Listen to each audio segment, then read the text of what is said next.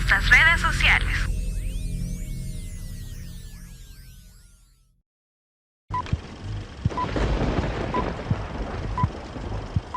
A continuación, palabra de Dios.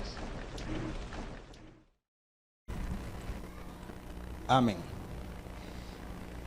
Mis estimados hermanos, muchas veces cuando presentamos a nuestro Señor Jesucristo, y cuando digo lo presentamos me refiero cuando tenemos la oportunidad de hablarle a alguien más, e incluso cuando compartimos entre cristianos o cuando se quiere promover alguna actividad grande cristiana, muchas veces se plantea de que venga a Jesús, que el Señor le va a dar sanidad, por ejemplo. El Señor le va a dar sanidad. Usted va donde una persona que tiene un problema, bueno, que está enfermo, y usted lo quiere evangelizar, muchas veces le decimos, mire, abra su corazón a Jesús, el Señor puede hacerle el milagro. Y no es que eso esté mal. Uno de los nombres del Señor es Jehová Rafa, que significa Jehová es mi sanador. En algunas otras oportunidades hablamos de Jesús como alguien que va a venir, hermanos, a solventar nuestras carencias, nuestras necesidades.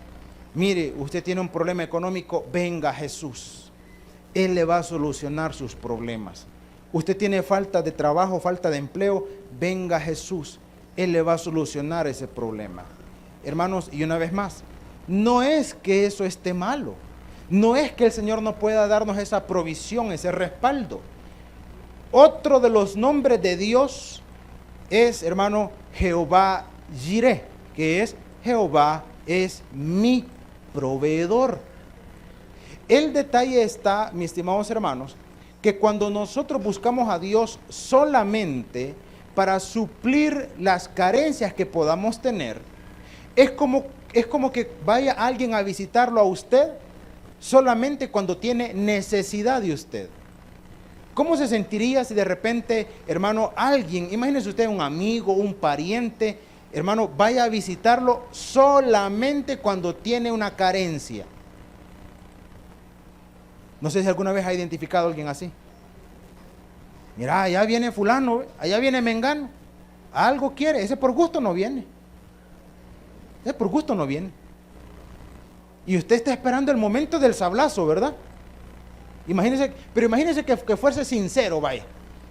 Y le dijera, mira, y esa sorpresa que venís a visitarme, vos, es que no tenía nada que comer en la casa, fíjate. Y no sé, pues sí, si hay alguito, pues, me quedo, ¿verdad? O imagínese en otra oportunidad, venga y le diga, usted le diga, mira, y esa sorpresa que venís otra vez, pues, la siguiente semana, ¿verdad? Y esa sorpresa que venís otra vez, es que no sé si tenés $20 ahí que te sobren porque necesito 20 pesos. ¿Crees que me los podés pasar ahí? Imagínense usted, mis estimados hermanos, que la tercera semana viene a visitarlo y hoy viene con mochila. Y usted dice, ¿y ahora vos? La vez pasada no tenías para comer. La otra vez por $20. ¿Y hoy por qué venís? Es que me echaron de la casa, fíjate.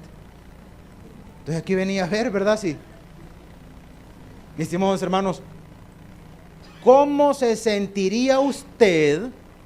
¿Cómo se sentiría usted si alguien lo buscara solamente cuando tiene necesidad de usted? ¿Cómo se sentiría?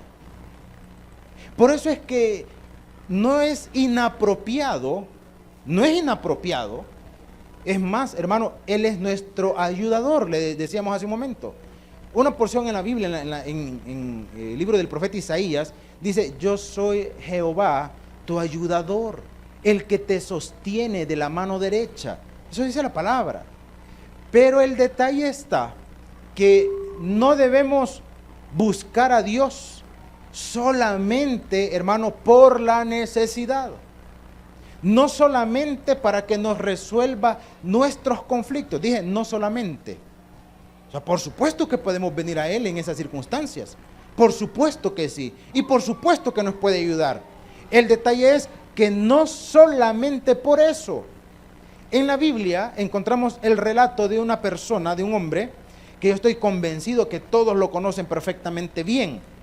Lo interesante es que en los evangelios usted lee que el Señor, hermano, alimentó a multitudes. ¿Ha leído eso, verdad?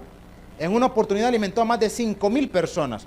Dice la Biblia, la referencia es a 5,000 sin contar mujeres y niños. En otra oportunidad alimentó a 3,000 sin contar mujeres y niños. Hay otra porción en los evangelios que dice, y al ponerse la tarde había sanado a muchos. Y a veces hasta lista pone, ¿verdad? A ciegos, a cojos, a leprosos. Hermano, el Señor los había sanado a todos. O sea que el Señor no está ajeno a eso. Pero hay dos personajes, pero solamente uno aparece en el relato de los evangelios, digámoslo de manera inicial, y el otro aparece hasta el final. Es interesante porque en la Biblia nada está por casualidad. La Biblia los identifica por nombre. Y si los identifica por nombre es porque son personajes que tienen, digamos, cierta representatividad dentro de la historia bíblica o de la historia de Jesucristo. Le voy a mencionar uno de ellos, el que aparece casi al final. Es un señor que tenía la influencia para poder llegar, hermano, hasta las más altas autoridades de aquel tiempo y solicitar el cuerpo de ese hombre que habían crucificado. ¿Alguien recuerda quién fue el que reclamó el cuerpo del Señor para darle sepultura?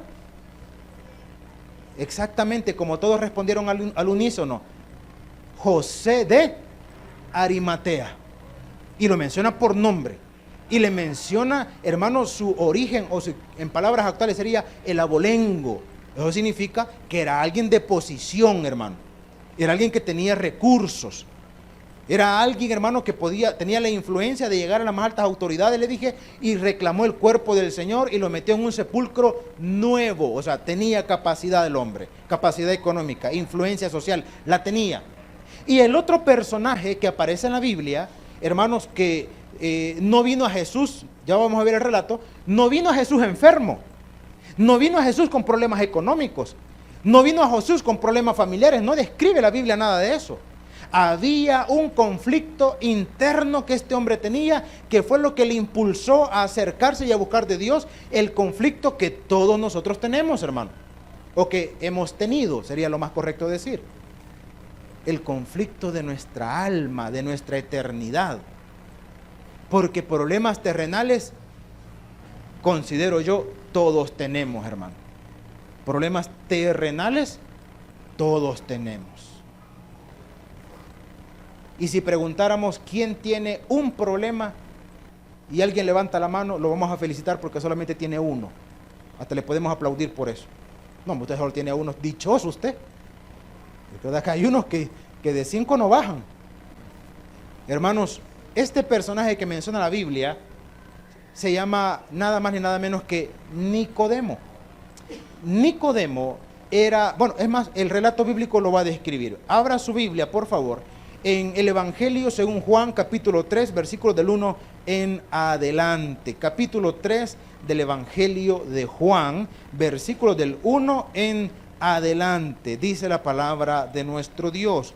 Evangelio de Juan, capítulo 3, versículos del 1 en adelante. Cuando lo encontremos puestos en pie, le damos lectura a la palabra de nuestro Dios. ¿Lo encontramos, hermanos? Amén. El mensaje de esta tarde le hemos titulado Más que nuestro ayudador, nuestro Señor. Más que nuestro ayudador, nuestro Señor. Dice la palabra de nuestro Dios, capítulo 3, versículo 1. Había un hombre de los fariseos que se llamaba Nicodemo, un principal entre los judíos. Este vino a Jesús de noche y le dijo: Rabí, sabemos que has venido de Dios como maestro, porque nadie puede hacer estas señales que tú haces si no está Dios con él. En el 3, respondió Jesús y le dijo: de cierto te digo, que el que no naciere de nuevo no puede ver el reino de Dios. Hasta allí y oramos. Padre, en esta tarde. Háblanos al corazón, instrúyenos con tu palabra. Queremos aprender más de ti. Queremos, Señor, disponer nuestra mente y corazón para recibir de ti y que al momento de retirarnos de este lugar lo hagamos de manera distinta de cómo hemos llegado. Te lo suplicamos en el nombre de Jesús. Amén y amén. Pueden tomar otros asientos, mis estimados hermanos. Le dije que hay dos personajes que aparecen bien identificados en el relato bíblico y que no se les menciona, digamos, alguna necesidad material que los haya acercado al Señor. No menciona, hermano, que José de Arimatea en algún momento llegó enfermo a buscar a Jesús, que José de Arimatea en algún momento, ¿verdad?, que había quedado en bancarrota, fue a buscar a Jesús para que le supliera en su necesidad. En el caso, hermano, de Nicodemo, la Biblia es bien específica y describe este personaje. Dice, había un hombre de los, ¿qué dice, hermano? Fariseos. Ahora, me gusta siempre hacer la aclaración. La palabra o el término fariseo no significa hipócrita. Porque como nosotros ahora somos cristianos, hoy ofendemos diferente, ¿verdad?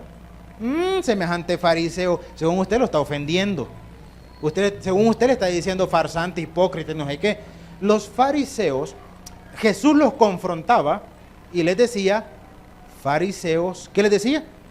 Hipócritas. La referencia no es que fariseo signifique eso. Los fariseos, hermano, eran personas que se identificaban como personas respetables en Jerusalén, personas que representaban autoridad espiritual, autoridad social. Eran por decirlo de esta manera, eran una especie de élite dentro de la comunidad judía. Los fariseos eran doctores de la ley, o sea, eran profesionales, hermano, con una formación especial en cuanto a la ley de Dios, a la ley judía. Entonces ellos tenían posición social. Quien vino a revolucionar todo fue Jesús. A los fariseos, hermano, nadie venía y los cuestionaba. El revuelo fue porque Jesús vino y sí los cuestionaba.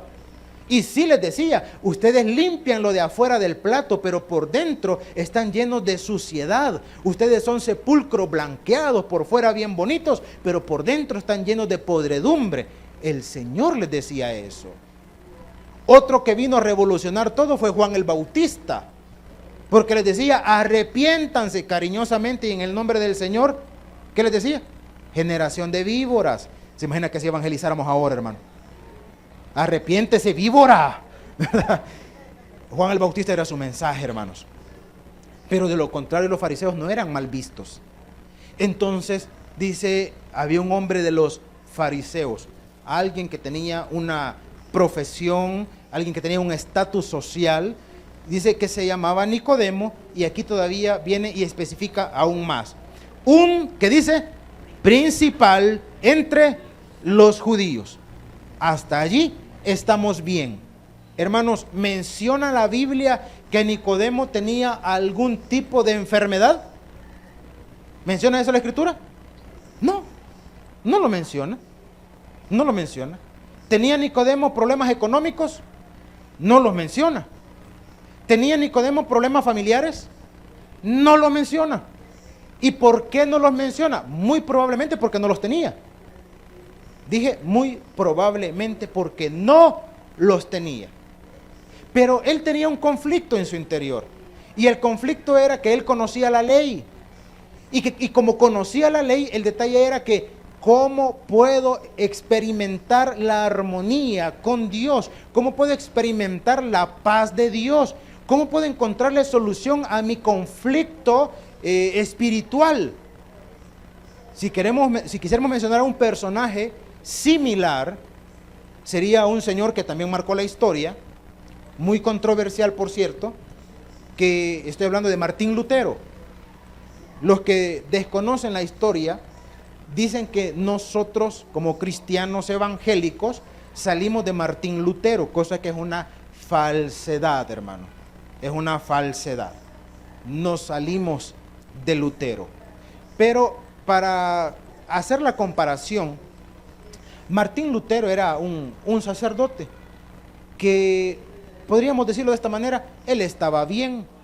En aquel tiempo, no cualquier persona podía ostentar, hermano, poderse, digamos, formar como un sacerdote. Tenía que tener cierta capacidad económica. Tenía que tener, hermano, una condición familiar impecable, porque todo eso le evaluaban para poder llegar a esa condición. Entonces, el gran conflicto que Martín Lutero tenía es que él sentía que no tenía comunión con Dios y su conflicto era, ¿cómo puedo estar en paz con Él? Entonces, él religiosamente creía que la comunión con Dios se alcanzaba a través del sacrificio. Entonces, para tener comunión con Dios, yo tengo que castigar el cuerpo. Y por eso es que él se golpeaba, se latigaba solo. Porque existía la creencia de que el cuerpo, hermano, y bueno, nos meteríamos en un lío ahí teológico, pero ellos creían que el cuerpo era malo y el alma era buena. Entonces, para que la parte buena sobresaliera sobre la parte mala, había que castigar el cuerpo, porque así se purificaba. Y se golpeaba, y se golpeaba. Y después de haberse golpeado, hermano, el vacío, la duda, continuaba estando en su interior. Y la historia cambió cuando a través de la palabra, en la carta a los romanos específicamente, él leyó aquella porción que dice, y el que creyere en el nombre del Señor será salvo. Será salvo. Hermano, y eso le revolucionó todo. Se fue dando cuenta que era por fe. Y ese fue el gran conflicto en el que se metió en aquel tiempo.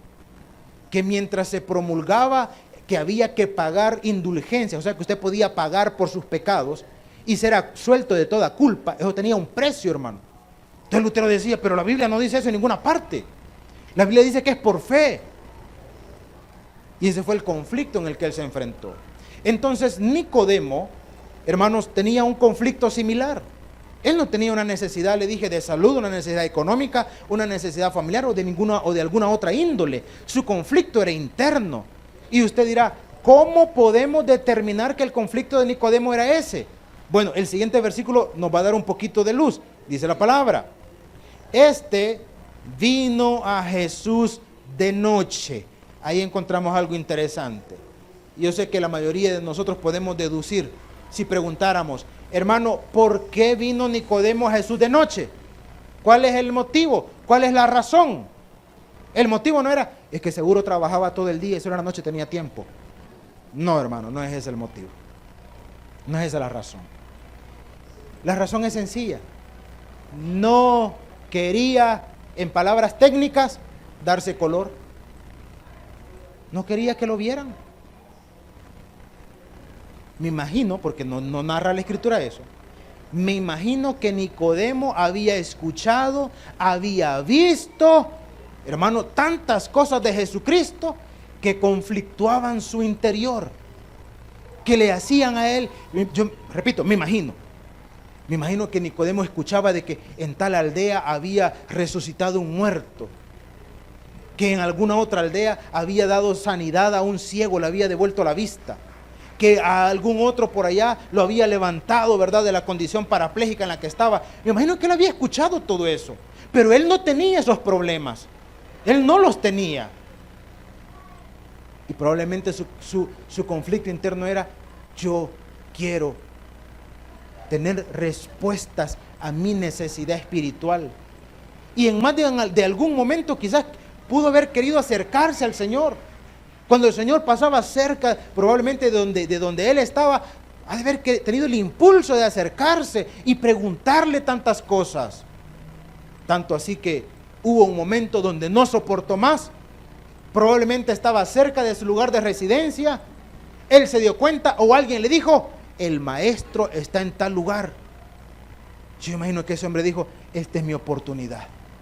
Esperó que anocheciera, esperó pasar lo más desapercibido posible, llegó donde estaba el Señor E inmediatamente le dio un título que no se le otorgaba a cualquiera, hermano.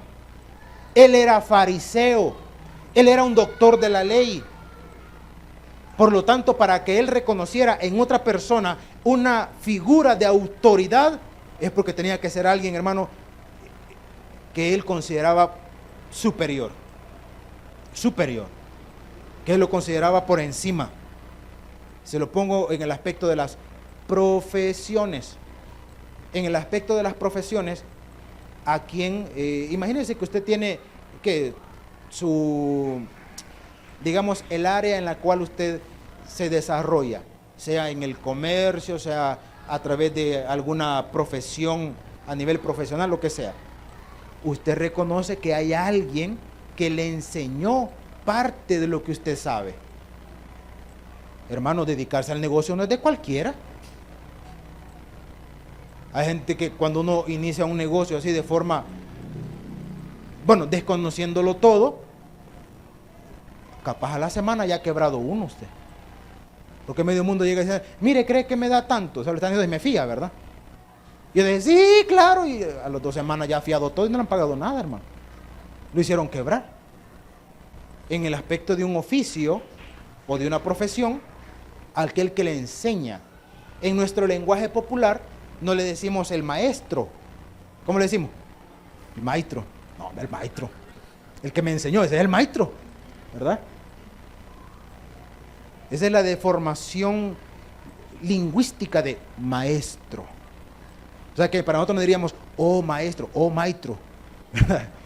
El que me enseñó. O sea, no, se le guarda cierto respeto, aunque usted se haya desarrollado bastante ya. Entonces Nicodemo era un fariseo.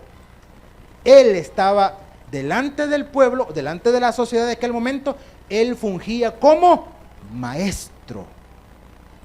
Pero viene a Jesús, hermano, y le dice de la siguiente manera, versículo 2, vino Jesús de noche y le dijo, ¿cómo le dijo? Rabí. Esa es la palabra o una forma de pronunciar la palabra hebrea que significa maestro. Sabemos que has venido de Dios. Y aquí se lo dice, se lo aclara, como maestro. Porque nadie puede hacer estas señales que tú haces si no está Dios con él. Por eso le dije, ¿qué había visto Nicodemo en Jesús? ¿Qué había visto? Porque inmediatamente le declaró y le dijo, no puedes hacer todas esas cosas si no está Dios contigo. Ahora, el Señor conoce, hermano, perfectamente lo que hay en nosotros. El Señor sabe por qué nosotros estamos esta tarde en este lugar. Y lo sabe perfectamente.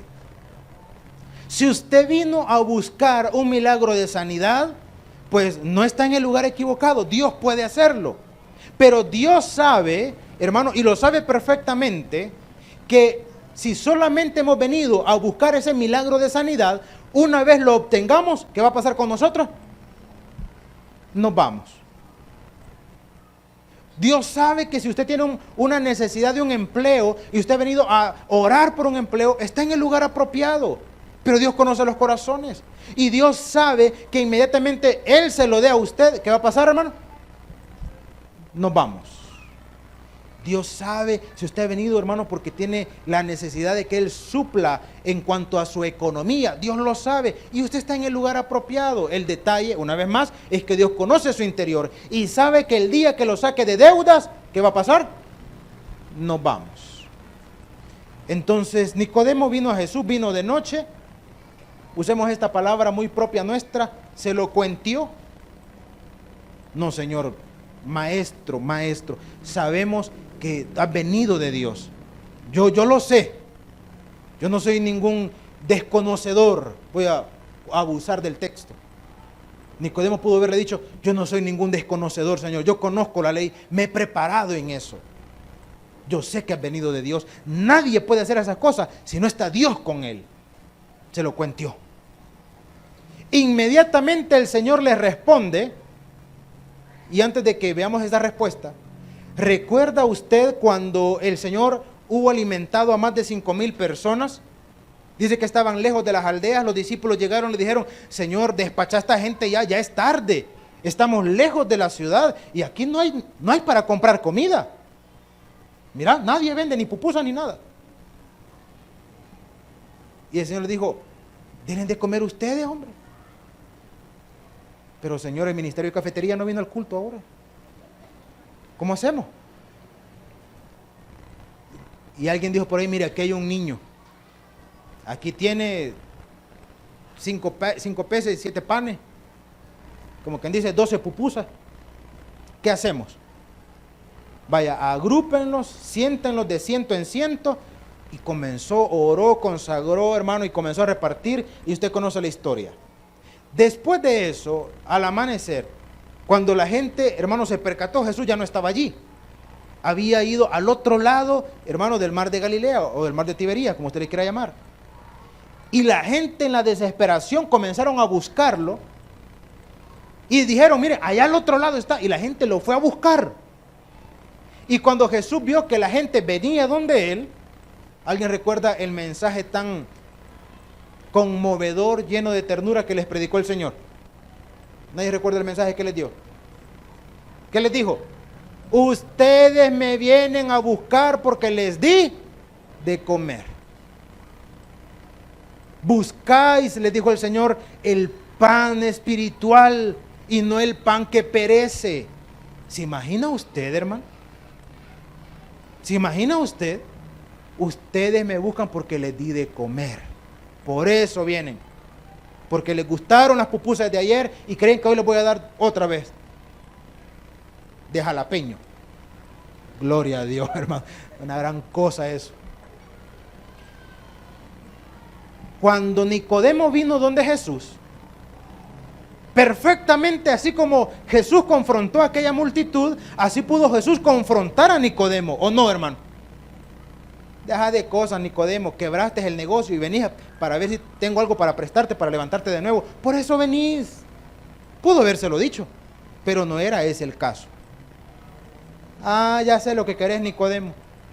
Vos que te sane, querés dejar tu gastritis de seguro, ¿verdad? Imagina que le digan, ¿y por qué querés ser sano de gastritis? Pues, para comer chile.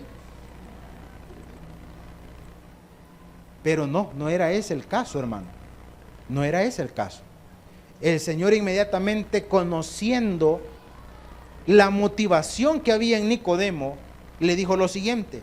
Respondió Jesús y le dijo, de cierto te digo, deténgase ahí, pongámosle, una vez más, abusemos un poquito del texto. Nicodemo, no hablemos tanto. Vos querés solucionar el conflicto eterno de tu alma. Eso querés solucionar. La duda que tenés es que te mata saber que hay después de esta vida terrenal. Es lo que te está matando, Nicodemo. ¿Sabes lo que pasa, Nicodemo? Que probablemente te has esforzado por hacer las cosas bien. Y a pesar de que haces las cosas bien, todavía te sentís insatisfecho. Todavía tenés aquel vacío en tu interior. Y por eso venís, Nicodemo. Por eso te digo que el que no naciere de nuevo. Y aquí, hermano, el Señor confrontó. Si Nicodemo iba medio confundido, aquí lo terminó de perder, hermano. Aquí lo terminó de perder. Porque Nicodemo decía, ¿cómo puedo yo llenar esta condición en mi interior? ¿Cómo puedo experimentar la paz, la seguridad en Dios, la comunión? ¿Cómo puedo estar seguro, convencido que voy a estar en la presencia del Señor? ¿Qué puedo hacer? ¿Cómo puedo hacer? Vino el Señor y le dijo, mira, Nicodemo, el que no naciere de nuevo. Y en otras palabras, vino, ya me amolaste. O sea, si tenía tantas dudas, hoy me venís a decir que nazca de nuevo.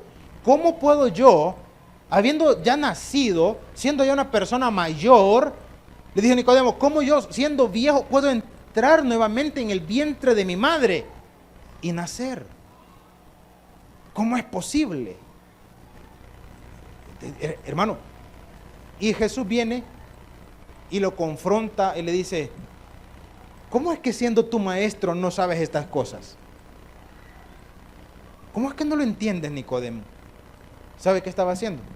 Estaba confrontando, hermano, su condición terrena de razonamiento. Razonar no es malo, hermano. Pensar no es malo. Eso no es lo malo. El problema es cuando cuestionamos a Dios, cuando queremos meter a lo infinito dentro de lo limitado. Ese es el problema. Cuando queremos nosotros, hermanos, cuando queremos nosotros entender todo el proceder de Dios, no siempre lo vamos a entender. No siempre. Entonces Nicodemo, hermano, fue confrontado y le dijo: tenés que nacer de nuevo, Nicodemo. Y dice la palabra, versículo 4, Nicodemo le dijo: ¿cómo puede un hombre nacer siendo viejo? ¿Puede acaso entrar por segunda vez en el vientre de su madre y nacer? Respondió Jesús: de cierto te digo, y aquí lo amoló más todavía, el que no naciere de agua y del Espíritu no puede entrar en el reino. Aquí se lo amoló más todavía. Es un error, y escúcheme bien por favor, es un error pensar que ese versículo bíblico es una referencia al bautismo. Y voy a ser más específico, al bautismo cristiano. Es una interpretación inapropiada. ¿Por qué razón? Porque para este momento lo que existía era el bautismo ¿de quién, hermanos? De Juan, que era el bautismo para arrepentimiento. El bautismo de identificación, el Señor lo iba a, a desarrollar un poquito más adelante. Entonces, y aquí quiero que me ponga atención, espero darme a entender, espero no lo voy a pasar como Nicodemo, ¿verdad? Si ya estaba enchibolado, dejarlo más todavía. ¿A qué se refiere este texto? Hay algunas interpretaciones que son válidas, porque la duda de Nicodemo era una duda lógica, era una duda terrenal. ¿Cómo puede un hombre, ya siendo viejo, entrar estaba hablando en un término literal, hermano? ¿Cómo voy a entrar yo en el vientre de mi madre y nacer otra vez? O sea, me estás diciendo que vuelva a nacer. Señor, o sea, ¿cómo? No es posible. Entonces el Señor le dijo: el que no naciere del agua y del Espíritu. La condición terrenal y la condición espiritual. ¿Cómo entendemos el agua? Primera interpretación. Cuando nosotros, hermano, estamos dentro del vientre de nuestra madre, ¿estamos en qué, hermano? ¿Estamos en qué? No me dice, en la panza. No. O sea, ¿estamos en qué? En agua, el famoso líquido amniótico. El que no naciere del agua, o sea, para nacer espiritualmente tiene que haber nacido, hermano, biológicamente. Porque los ángeles ya no pueden ser salvos, los ángeles caídos, los demonios, no pueden ser salvos. No pueden. Entonces la salvación es para aquel que ha nacido biológicamente, para todos nosotros. El que no naciere de agua. ¿Y de qué? Y de espíritu. Ya estamos hablando entonces del nuevo nacimiento, que no tiene nada que ver con nuestro nacimiento biológico. Yo por eso digo, si a usted le gusta comer cake, tiene buena excusa para 2 veces al año, con justa razón, cuando nació biológicamente y cuando nació espiritualmente. ¿Por qué cuando nace espiritualmente no compra cake, hermano? Algunos ni se acuerdan, ¿verdad? ¿Y hoy qué estamos celebrando? Imagínense que usted diga, estamos celebrando mis 15 años. Yo sé lo que dicen ustedes, cojón grosero, en cada diente quizá. Pero usted puede decirle, discúlpeme, espiritualmente yo tengo 15 años de haber nacido de nuevo. Así que este cake debería ser más especial que el otro. Porque el otro no celebramos vida. ¿Qué celebramos, hermano? Un año menos, hermano. O sea, cada vez más cerca de ¿qué? Exacto. Hasta aroma ciprés, splash de ciprés próximamente. Hermano, pero espiritualmente no. Por eso es que dice la carta a los Corintios, aunque nuestro tabernáculo terrenal se va desgastando día con día, el interior se va, ¿qué dice? Renovando. ¿Se da cuenta la gran diferencia? Entonces le decía, la primera interpretación de ese texto es, el que no naciere biológicamente y posteriormente espiritualmente no puede entrar en el reino de los cielos. Primera interpretación. Segunda, que no está nada mal tampoco. En aquellos tiempos, en los tiempos de Jesús, todavía existía el templo. Entonces, en el templo, hermanos, en los atrios, en el patio del templo, habían unos recipientes que hasta el día de hoy no se sabe qué forma tenían. A esos recipientes se les llamaba lavacros. Eran recipientes con agua. Entonces, en el contexto judío, había un ritual, se le llamaba el ritual de la purificación, que consistía en llegar a los atrios del templo, hermano, y rociarse grandes cantidades de agua. Eso simbolizaba que se estaba purificando. Entonces, eso lo hacían las personas, lógicamente, que reconocían que tenían el, ¿qué, hermano? Necesidad de Dios. Aquella persona que decía, yo la he regado, yo he pecado, yo estoy lejos de Dios, yo necesito estar a cuentas con Dios. Iba al atrio, tomaba el agua y se la rociaba, porque se había arrepentido de sus pecados. Y ahí vienen los dos componentes maravillosos que le dan solución al conflicto eterno y existencial del ser humano: fe y arrepentimiento. Arrepentimiento y fe.